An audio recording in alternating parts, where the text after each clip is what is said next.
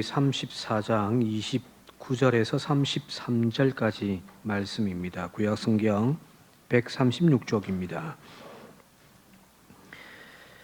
모세가 그 증거의 두 판을 모세의 손에 들고 시내산에서 내려오니 그 산에서 내려올 때에 모세는 자기가 여호와와 말하였으므로 말미암아 얼굴 피부에 광채가 나나 깨닫지 못하였더라.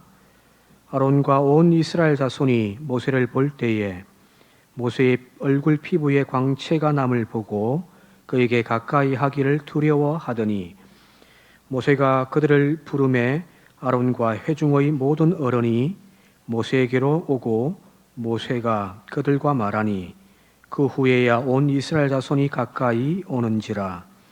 모세가 여호와께서 시내산에서 자기에게 이르신 말씀을 다 그들에게 명령하고 모세가 그들에게 말하기를 마치고 수건으로 자기 얼굴을 가렸더라. 아멘. 시간 관현악단 하나님 앞에 특주로 영광 올려드리겠습니다.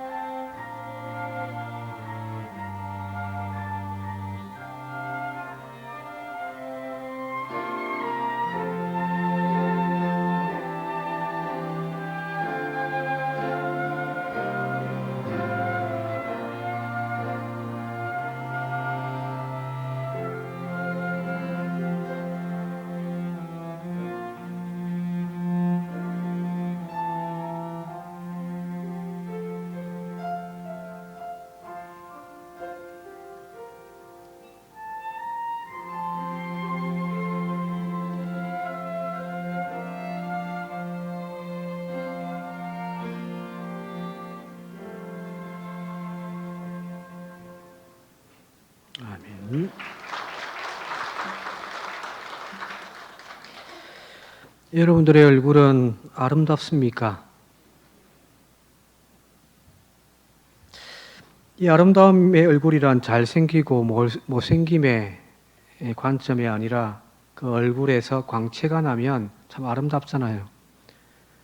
젊었을 때는 잘생기고 못생긴 것이 판단 기준이었는데 나이가 들수록 이쁜 얼굴은 피부가 좋은 얼굴이잖아요. 다 쪼글쪼글해지더라고요. 뭐 잘난 얼굴도 옛날 연예인들의 그 찬란 얼굴도 나이가 들수록 이상하게 변하잖아요, 그죠? 근데 나이가 들었음에도 불구하고 얼굴 피부가 좋으면 주름도 없고, 그죠? 흐옇고 광채가 나면 아름다워 보이잖아요. 자, 아름다운 얼굴이란 바로 그 얼굴에서 광채가 나는 얼굴이 아닐까라는 겁니다. 그리고 그 얼굴이 하나님의 형상을 닮아 있다면 그 얼굴은 아마 최고의 얼굴일 겁니다. 오늘 저와 여러분들의 얼굴이 바로 그런 얼굴이 되시기를 바랍니다. 성경에 등장하는 인물 중에서 바로 모세의 얼굴이 그런 얼굴이 아니었을까 싶습니다. 이스라엘 백성들을 데리고 출애굽하여 시내산에 도착한 이후에 하나님이 모세에게 시내산 정상으로 올라와라고 해서 그곳에서 40일 동안 머물면서 하나님의 십계명을 받아 내려옵니다. 그런데 산 아래에서는 금송아지 사건이 지금 막 이루어지고 있고요. 그 결과 하나님의 이 언약궤가 이 언약의 말씀의 돌판이 깨어져 버리잖아요. 두 번째로 다시금 모세가 시내산에 올라갑니다. 그리고 그곳에서 40일 40야를 산 정상에 머물면서 떡도 먹지 않고 물도 마시지 아니하며 하나님의 언약의 말씀을 그 돌판에 새기거든요. 그리고 이제 40일 만에 다시금 내려오는데 이 내려올 때의 모세의 얼굴에 피부가 광채가 났다라고 성경은 이야기를 하고 있습니다. 출애굽기 34장 오늘 읽은 본문 말씀에 29절부터 모세가 그 증거의 두 판을 모세의 손에 들고 시내산에서 내려오니 산에서 내려올 때에 모세는 자기가 여호와와 말하였으므로 말미암아 얼굴 피부에 광채가 나나 깨닫지 못했더라. 아론과 온 이스라엘 자손이 모세를 볼 때에 모세의 얼굴 피부에 광채가 남을 보고 그에게 가까이 하기를 두려워하였더라. 도대체 얼마나 광채가 났으면 사람들이 두려워까지 했을까요? 그죠? 환하게 빛이 났다는 거거든. 이 얼굴이 환하게 광채가 났던 이유를 29절에서는 모세는 자기가 여호와와 말하였으므로 말미암아라고 되어 있단 말이에요. 하나님과 대면하여 40일 동안 쳐다보며 가까이 하고 있는 그 상태에 자신의 얼굴이 하나님의 얼굴을 닮아버린 거죠.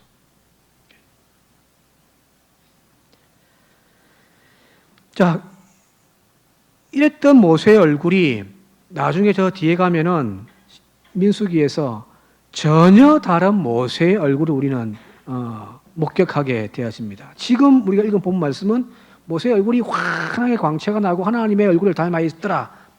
이 얼굴인데 신명기에서 가게 되어지면은 이 얼굴이 전혀 달라져 버립니다. 이스라엘 백성들이 신광야에 가데스라는 곳에서 물이 없습니다.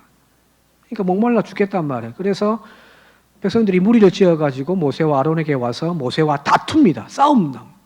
그래서 뭐라고 이야기하냐면은 우리 동족들이 주님 앞에 죽었을 그때에 우리도 죽었으면 더 좋았을 뻔했다. 어쩌자고 당신들은 주님의 총회를 이 광야로 끌고 와서 우리와 우리의 가축을 여기서 죽게 하는가?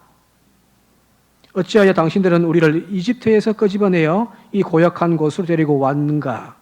여기는 씨를 뿌릴 곳도 없고 무화과도 포도도 석류도 없고 마실 물도 없다 하면서 막 데모를 하는 거죠.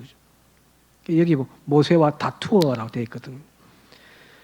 이 소리를 하나님이 들으시고 모세를 불러서 말씀하시기를 법궤 앞에 있는 아론의 지팡이를 가지고 가서 그걸 내밀어 명령하여 바위 위에서 샘물이 나게 해서 백성들을 마시게 해라고 했거든요. 그래서 근데 모세가 이제 그 하나님의 명령을 지킵니다. 그런데 모세 행동이 이상해져 버렸어요. 민수기 20장 10절 말씀인데요. 우리 함께 읽어보도록 하겠습니다. 시작. 모세와 아론은 총회를 바위 앞에 불러 모았다. 모세가 그들에게 말하였다. 반역자들은 들으시오. 내가 이 바위에서 당신들이 마실 물을 나오게 하리요. 여기 지금 이야기하고 있는 모세의 표정이 어떤 표정일까요? 인자한 표정일까요? 아니면 조금 전에 우리가 봤던 특히 본문에 하나님의 광채를 팍 바라면서 막 이야기하고 있을까요? 여기 지금 나와 있는 모세의 얼굴은 짜증과 분노가 충만한 얼굴이에요. 가끔 가다 보면 설교하시는 목사님들, 저도 그런 경험 한 번씩 하는데 짜증이 나는 상태에서 설교할 때가 있거든요. 그 뉘앙스 아시잖아요, 그죠? 지금 모세의 얼굴이 그런 얼굴이란 말이에요. 지금 우리가 봤던 성경 본문 출애굽기 34장에 나와 있는 하나님의 광채가 발하고 있던 그 모세의 얼굴은 전혀 다른 얼굴로 변해버렸단 말이에요. 출애굽기에 등장하는 모세의 얼굴은, 모세의 모습은 언제나 자상한 어머니 같은 모습이었습니다. 금송아지 사건에서 하나님의 진노가 백성들 가운데 임하기 직전에 내가 이 백성들을 진멸하여 다 죽여버리겠다라고 했던 그때에 하나님의 진노를 돌이키기 위하여 중보기도 드렸던 모세의 모습. 출애굽기 32장 31절에서 32절입니다. 함께 읽어볼게요. 시작. 모세가 여호와께로 다시 나아가 여짜오되 슬프도소이다. 이 백성이 자기들을 위하여 금신을 만들어 싸우니 큰 죄를 범하였나이다. 그러나 이제 그들의 죄를 사하시옵소서. 그렇지 아니하시오면 원하건대 주께서 기록하신 책에서 내 이름을 지워 버리 주옵소서. 이 백성 분명히 하나님 잘못했습니다. 그런데 하나님 그들 용서해 주십시오. 그들 용서하지 아니하시려거든 차라리 나를 하나님의 생명책에서 그 이름을 지워 주십시오. 그죠? 이게 하나님 매 들고 막 달려올 때에 모세가 백성들 앞에 탁 가로수면서 그죠? 막아서고 있단 말이에요. 차라리 저를 때리시고 이 못나고 어리석은 백성들은 용서해 주십시오 하는 모습을 가지고 있잖아요. 그죠? 그게 모세의 모습이었거든요. 그런데 이 모세의 모습이 지금 바뀌어버렸단 말이에요. 왜 그럴까? 흔히 우리말에 싸우면서 닮는다고 하잖아요. 시내산에서 하나님과 대면하며 교제하던 그 당시에 광채나던 그 모세의 얼굴이 이제 광야 40년 동안 늘 불평하고 늘 원망하던 그 백성들과 씨름하고 싸움하다 보니까 그 불평하고 원망이 가득했던 백성들의 얼굴을 모세가 지금 닮아가고 있단 말이에요. 싸우면서 닮는다. 이전에 그 TV의 어떤 프로에서 지금은 이제 정치인에서 작가로 변신한 유시민 씨가 자기가 정치를 그만두게 되어진 계기에 대해서 설명을 쭉 했던 적이 있습니다. 뭐라고 이야기했냐면은 이렇게 이야기했어요. 내가 정치를 그만둘 때 최종적으로 결정을 내리기 전에 포털에 이미지를 검색해 내 얼굴들 다 봤다. 10년치를. 내가 이 얼굴로 10년을 살았나 싶더라고 하면서 당시를 회상했습니다. 이제 정치판에 끼어 들어가지고 정치하면서 10년 동안에 자기 얼굴들 이제 사진 찍어가지고 이제 올라와 있는 것들을 다 모아서 쭉 보니까 지옥이더라고요. 자기 얼굴이. 즉 정치판에서 싸움질 하다 보니까 자기 얼굴도 어느 순간부터 그 정치판에 흙탕물과 똑같이 변해져 있더라는 거예요. 혹시 사진 봤습니까? 올라왔던가요? 네. 비포 됐던 것이 지금 정치할 때 유시민 씨 얼굴이고요. 예, 이제 저 옆에 있는 이제 정치를 그만두고 요즘에 유시민 씨 얼굴이거든요. 물론 이제 조금 의도적으로 이제 저 때는 이제 노무현 대통령 서거 때 이제 얼굴이긴 합니다만은 다르죠, 그죠? 정치판에서 이 썩어져 있는 정치를 개혁해 보겠다고 막 싸우다 보니까 어느 순간 자기 얼굴도 그 정치판과 똑같이 닮아 있더라는 거거든요. 그러면서 계속 이어서 뭐라고 이야기하냐면은 자기의 얼굴이 좋았다가 나빴다가 하면 뭔가 고칠 생각을 하라. 만일 자기의 얼굴이 모든 사람들이 다 좋지 않다고 말을 한다면 직장을 바꾸어라. 잘생기고 못생기고가 아니고 자기 자신의 얼굴이 주는 느낌, 그것이 좋을 때 그 사람은 행복한 삶을 살고 있다는 뜻이다. 무슨 말인지는 알겠죠, 그죠? 얼굴이 변해버린 거죠, 그죠? 거기서 나왔더니 또 얼굴이 좋아지더라는 거거든요. 악과 싸우다 보면서 나도 모르게 내 심령이 메말라가고 악을 닮아가고 있다는 느낌을 참 많이 하는 거죠. 악을 깨트리기 위해서 악과 싸운단 말이에요. 그죠? 그런데 어느 순간 그 싸우면서 점점 나의 심령도 메말라가는 거예요. 교회에 잘못되어진 것들을 깨트리기 위하여 막 싸우다 보면은 어떻게 되냐면 내 심령이 퍽퍽해지는 거예요. 옛날에는 그렇게 조신하고 부끄러움 많던 처녀가 결혼해서 거칠고 사나운 남편 만나가지고 매일 싸워요. 말썽을 지기는 이 자식들, 아들놈들과 매일 씨름하다 보니까 어느 순간부터 그 부끄러움 많던 그 처녀의 옛 모습은 다 사라져버리고 뭐로 변하죠? 싸움꾼으로 변했단 말이에요. 모세의 지금 변화되어져 있는 얼굴은 사실은 그의 영성이 변질되어지고 믿음이 후퇴했기 때문이라고 말할 수는 없어요. 모세는 일관되게 쭉 가고 있는 모습은 있어요.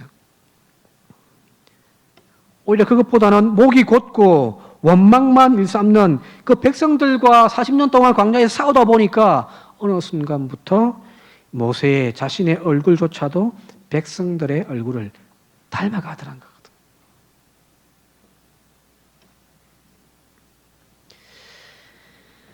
어느 가까운 이웃이 있는데 이 두 집에 앵무새가 있습니다. 말을 이렇게 따라하는 앵무새가 있는데 이 한 집의 앵무새는 찬송을 부르는 습관이 있는 앵무새입니다. 날마다 그냥 찬송을 다 불러요. 얼마나 듣기 좋아요, 그죠? 근데 그 옆집에 있는 앵무새는 똑같이 말을 따라하는데 문제는 이 집의 앵무새는 입만 열면 욕을 합니다. 그래서 이 욕하는 앵무새 주인이 하루는 그 옆집에 있는 주인에게 찬송을 노래를 잘 부르는 앵무새 주인에게 찾아와서 뭐라고 이야기하냐면은 한 일주일 정도 이 두 앵무새를 좀 사귀게 만들어 줬으면 좋겠다. 자주 좀 만나고 했으면 좋겠다. 왜 그럴까요? 그래서 이 욕하는 앵무새가 일주일 동안 같이 있으면서 이 찬송하는 앵무새 영향을 좀 받아가지고 욕하는 것이 좀 줄어들고 이 앵무새도 좀 찬송을 불렀으면 좋겠다. 그래 희망을 가지고 이제 요청을 했는데 이 옆집 주인이 좋다고 흔쾌히 허락을 해주었습니다. 그리고 이제 일주일이 지났어요. 같이 생활했던 이 두 앵무새, 근데 어떻게 됐을까요? 며칠 뒤에 보니까 그들이 생각했던 것과 정반대 결과가 나와버린 거예요. 두 마리 다 이제 욕짓거리를 해야 되는 거예요.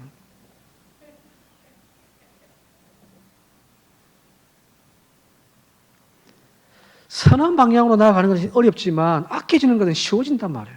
그렇죠? 야고보서 4장에 보게 되어지니까 야고보서는 교인들에게 이렇게 이야기합니다. 마귀를 대적하라. 그리하면 너희를 피하리라. 마귀를 대적하라. 마귀와 싸우라는 거죠. 그리고 8절에 바로 이어서 하나님을 가까이 하라. 그리하면 너희를 가까이 하시리라.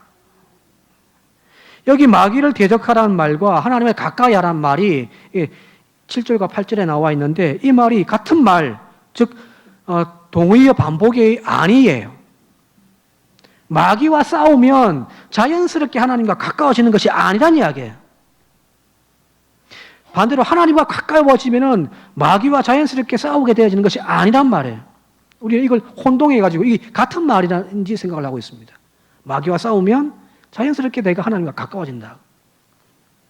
아닙니다. 마귀를 대적한다고 해서 하나님과 가까워지는 것이 아닙니다. 반대로 하나님과 가까워진다고 해서 마귀를 대적하여 마귀가 도망가는 것도 아니란 말이에요. 이건 다른 거예요. 마귀를 대적하면서 동시에 하나님과 가까워져야 합니다. 왜 그러냐면 우리가 마귀와 싸우다 보면 마귀가 대적하는 거죠. 마귀의 유혹. 엄청나게 많은 유혹들이 있잖아요. 그죠? 그 유혹들을 다 끊어내려고 막 싸우다 보면은 하나님과 가까워심을 놓쳐버리는 내 인격이 거칠어진단 말이에요. 마귀와 대적하는 것과 함께 하나님과 가까워지려고 하는 영성의 시간들이 필요한 거예요. 이단과 만나가지고 막 논쟁하고 막 싸우잖아요. 그죠? 그러면 내 영성이 막 하나님과 가까워지는 것 같아요? 아니에요. 싸우다 보면 나도 닮아가는 거예요. 퍽퍽이 영혼이 막 메말라 갑니다. 그 메마른 영혼을 다시금 하나님을 가까이 함을 통하여 영성의 시간들을 회복함을 통하여서 다시금 우리의 심령과 우리의 얼굴이 하나님을 닮아가도록 내 성품이 하나님을 닮아가도록 노력해야 된다는 거예요.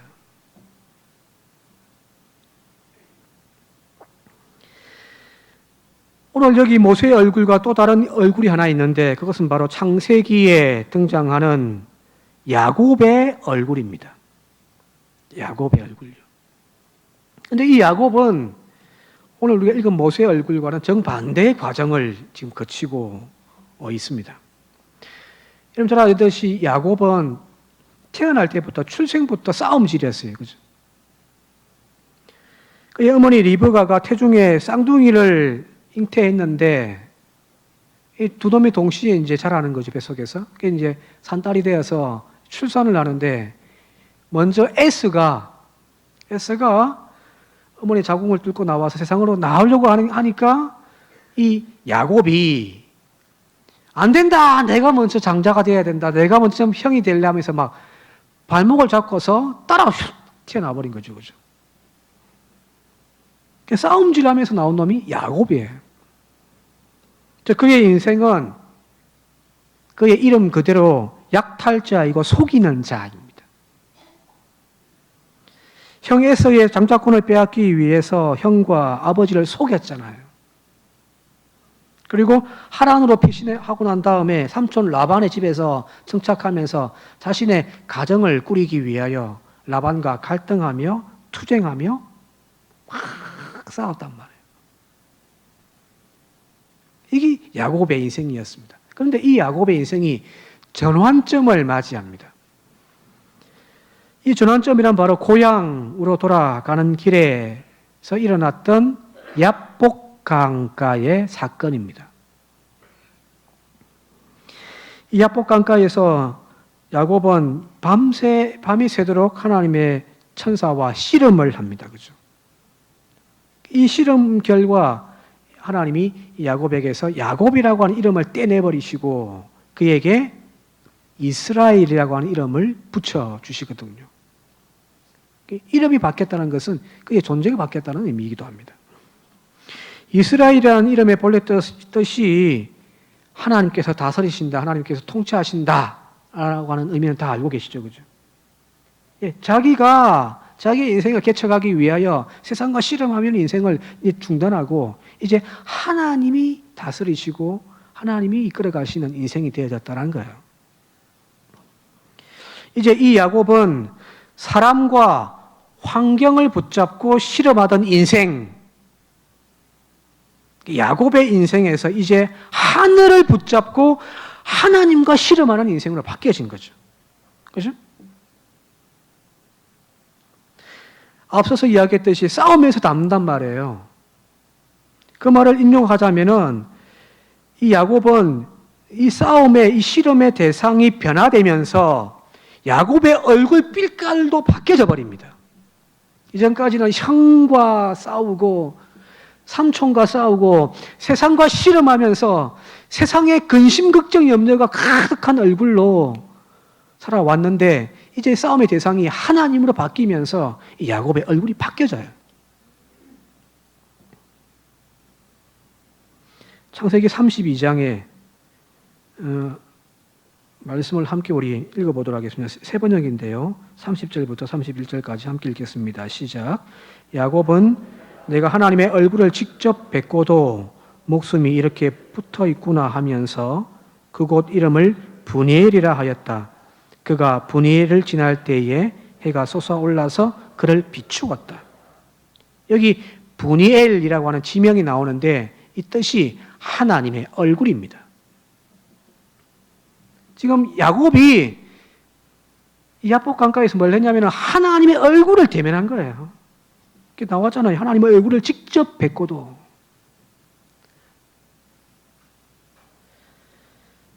그리고 31절에 보게 되었으니까 이 하나님의 얼굴이라고 하는 이 시간과 장소를 지날 때에 브니엘을 지날 때 해가 떠올라. 그죠? 솟아올라. 그를 환하게 비춰주잖아요. 자, 이 광경에서 야곱의 얼굴이 어땠을까요? 우중충할까요? 근심과 염려와 세상에 대한 분노가 가득한 얼굴이었을까요? 하나님의 얼굴을 지나는 동안 해가 솟아 그에게 해가 환하게 비춰주었다. 다르게 표현하면 이 야곱의 얼굴이 환하게 비춰져 있단 말이에요. 변화되어졌죠. 그죠? 이 분위기라는 것은 단순하게 장소만의 의미를 넘어서서 야곱의 얼굴과 지금 야곱의 마음 상태를 의미한다고 볼 수가 있습니다.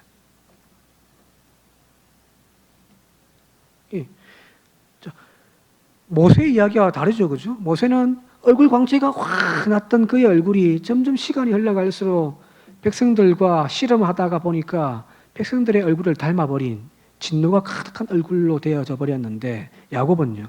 세상과 씨름하면서 불만과 원망 가득한 얼굴, 탐욕 가득한 얼굴이 이제 하나님과 씨름함을 통하여서 그의 얼굴이 바뀌어졌다는 거거든요.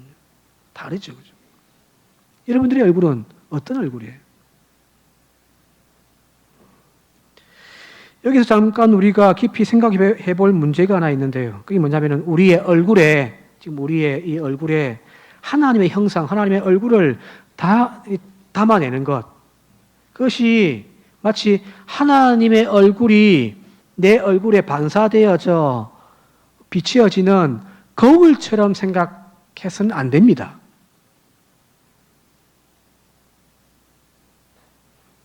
내 얼굴이 거울이에요. 세상을 탁 바라보고 살다 보니까 세상이 내 얼굴에 탁 드러나는 거죠. 그죠? 근데 이제 하나님을 탁 바라보고 살다 보니까 내 얼굴에 하나님이 비춰지는 거죠. 이 거울 이론이죠. 그죠? 근데 그렇게 생각해서는 안 된단 말이에요. 하나님의 빛이 우리를 통해서 반사되는 거울이 되는 것이 아니라 점점 하나님을 비추는 그런 거울이 되자. 그게 아니라 오히려 우리 자신을 무화, 끊임없이 닦아내어서 나를 투명하게 만드는 유리가 되어져야 돼요. 왜요? 내 안에 이미 하나님의 형상이 들어와 있기 때문입니다. 여러분들의 얼굴에 이미 하나님의 형상이, 하나님의 얼굴이 들어가 있습니다. 그래서 닦아내어서 투명해질 때 내 안에 계신 하나님의 얼굴이 드러나는 거예요. 이게 비추는 것이 아니라.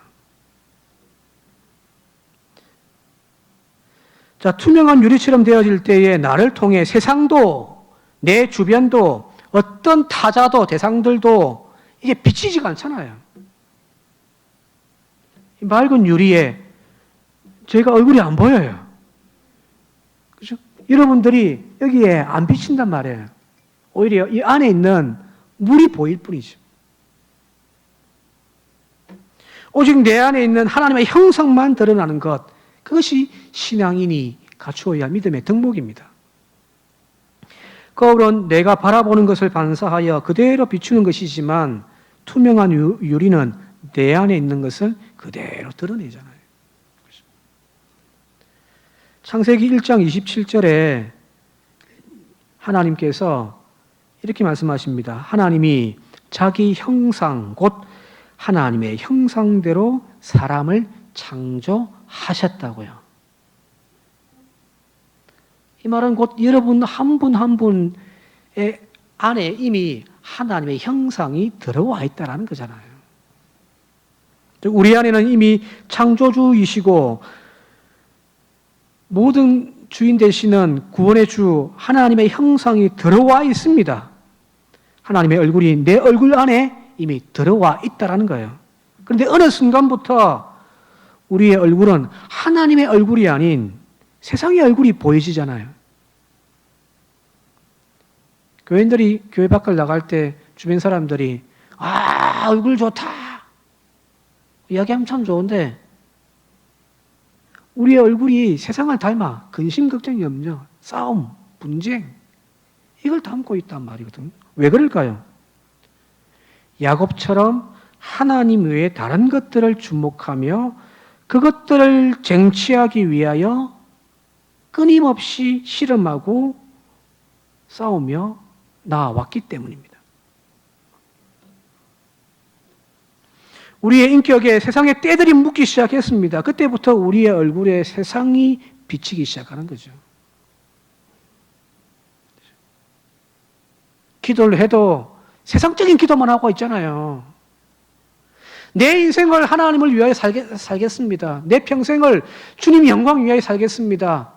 한 영혼 전도하는데 내가 내 물질과 내 시간 투자하며 살겠습니다.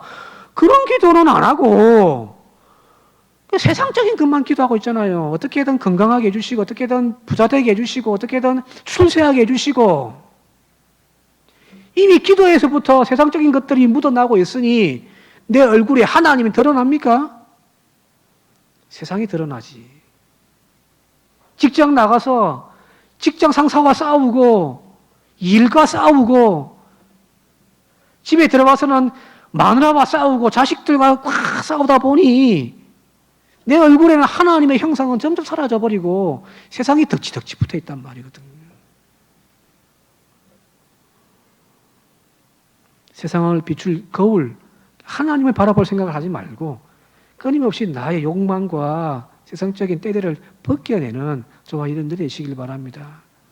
그때 하나님이 드러나는 거예요. 요한복음 14장 8절에서 11절에 빌립과 예수님의 대화가 나오는데 조금 깁니다만은 우리 함께 좀 읽어보도록 할게요. 8절부터 11절까지입니다. 시작. 빌립이 이르되 주여 아버지를 우리에게 보여주옵소서. 그리하면 족하겠나이다. 잠시만요. 여기 제자 빌립이 예수님께 주님 하나님 아버지를 좀 우리에게 보여주십시오라고 이야기를 하는 거예요. 죽을라고 그죠. 하나님을 보면 죽는데 이 간땡이 아픈 거죠. 하나님 아버지를 우리에게 좀 보여주십시오. 그러면 족하겠습니다. 라고 이야기했더니 예수님이 이제 대답합니다. 9절 시작. 예수께서 이르시되 빌립아 내가 이렇게 오래 너희와 함께 있으되 네가 나를 알지 못하느냐.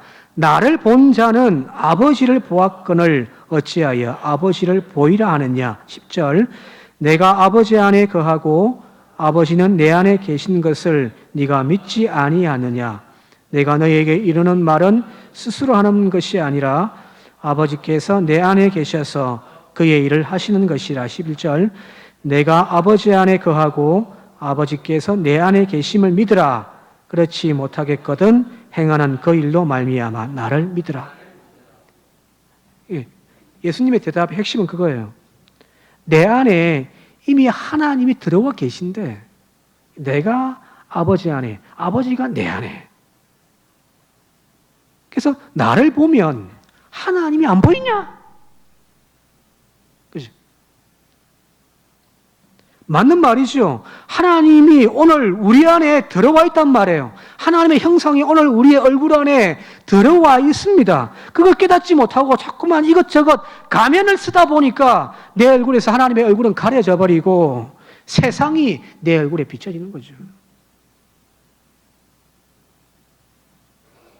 이 이야기는 지금 주님만의 이야기가 아니에요. 우리들의 이야기이기도 하잖아요. 내가 하나님 안에, 하나님이 내 안에 그 하심을 깨닫고 살면은 나를 통하여 하나님이 보여지는 거예요. 산정교회를 통하여 하나님이 보여줘야죠. 하나님을 닮아갈 필요가 없습니다. 이미 창조 때부터 하나님의 형상이, 하나님의 얼굴이 우리 안에 들어와 있기 때문입니다. 때묻고 세상적으로 변해버린 우리의 얼굴과 인격을 닦아낼 때, 즉 내 것이라고 하는 것들이 지워지기 시작할 때에 비로소 하나님의 형상이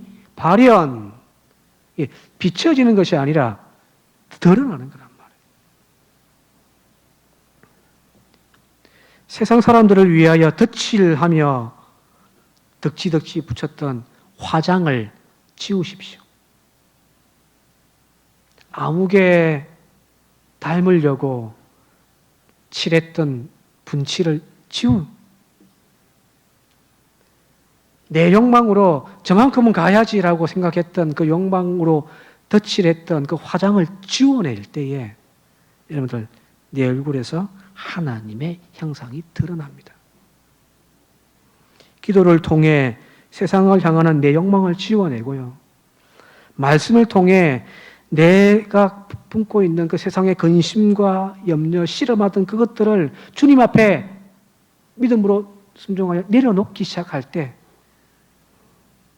내 얼굴에서는 세상이 지워지고 하나님의 형상이 드러나는 거거든요. 어느 순간 우리에게서 사람들이 이야기합니다. 하나님이 보인다고요.